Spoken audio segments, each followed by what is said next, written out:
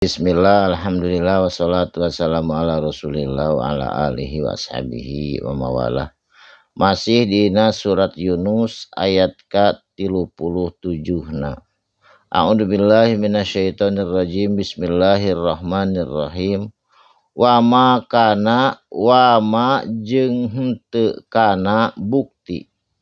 Tegesna wa ma kana jeung henteu mungkin naon hadzal Qur'anu hadza ari ieu Qur'anu kitab suci Al-Qur'an ayuf taro kana yen ieu Qur'an jijienan Kangjeng Rasul margi waktu sarita umat kafirin jeung jahilin di kota Mekah nyebatna ieu Qur'an teh kengeng rekayasa Kangjeng Rasul. Jijienan Rasul malah aya nyebut sihir. Jijienan Kangjeng Rasul min dunillahi atawa ti salian ti Gusti Allah. Teu mungkin Quran mah ieu teh jijienan Rasul atawa datangna salian ti Gusti Allah. Walakin jeung tatapina ieu Quran teh tasdiqal ladzi baina yadayhi. Tasdiqo nyaeta membenarkan atawa ngabenerkeun naon alladzi anu bayana yadaihi dina kitab-kitab anu aya dina leungeun anjeun. Jabur, Toret, Injil dilereskeun ku Al-Qur'an, dibenarkeun ku Al-Qur'an tina naon tina tauhid, akhlak jeung hukum-hukum. Tafsila jeung ngajelaskeun kana eusina kitab-kitab nu sejen. Alkitabi tegasna Alkitab atawa Toret Injil seueur hukum-hukum nu ditamsih tina Injil Toret jeung Jabur sabab teu sesuai zamanna waktu sarita. Ku Al-Qur'an ditamsih dibenerkeun kana anu yakin eta peryogi kanggo umat di alam dunia ieu. Hukum, akhlak, tauhid jeung sajabana tos lengkap dina kitab Al-Qur'an. Naon ali Al-Qur'an teh la raiba fihi teu aya karaguan fihi dina Al-Qur'an.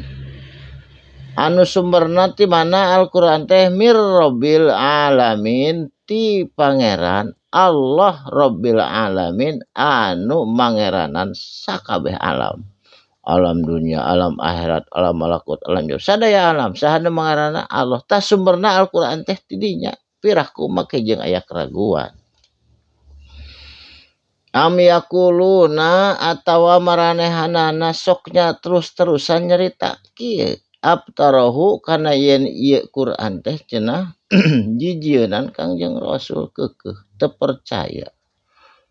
Kul bejakeun ku anjeun Muhammad saur Allah fa'tu sok datangkeun sok jieun bisuratin tina hiji surat we cenah mun teu bisa tina hiji surat saayat atuh bi mislihi semisal Al-Qur'an jieun saayat atawa sasurat sok wad'u manis tato tum wad'u lamun teu bisa sorangan wad'u sok ajak ti bangsa jin ti bangsa manusia kabeh nyieun saayat we cenah Quran atawa sasurat manis tato tum sahal bae jalmana istato tum anu mampu di antara anjeun sok jieunkeun min dunillahi selain ti Gusti Allah in kuntum sadiqin lamun anjeun kalebet jama anu benar bal kazzabu tatapina bal balita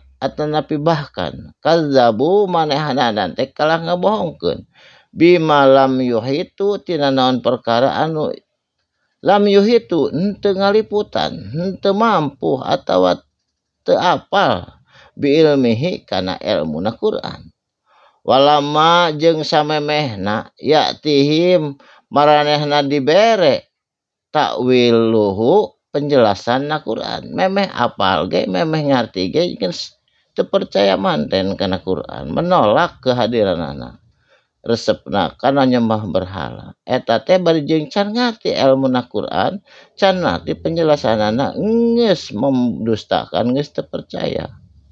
Kadzalika anu kitu pisan kadzaba eta ngabohongkeun alladzi jama-jama min qablihim ti samemeh anjeun nyaeta kapungkur Taurat Injil sareng Zabur oge seueur anu ngadustakeun ngabohongkeun.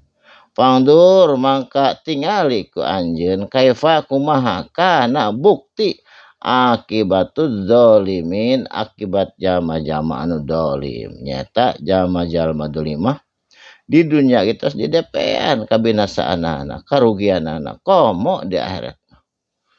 Mugia urang sadayana kalebet jami-jami anu percanten kana eusina Quran margi teu aya karaguan dina ieu Quran. Quran mah rahmatan lil alamin kanggo petunjuk sadaya umat utamina umat muslimin muslimat. Jadi upami urang percanten atawa nuturkeun kana papatah Quran kana aturan Quran insyaallah salamet dunia akhirat. Barakallahu li wa lakum mugia aya manfaatna.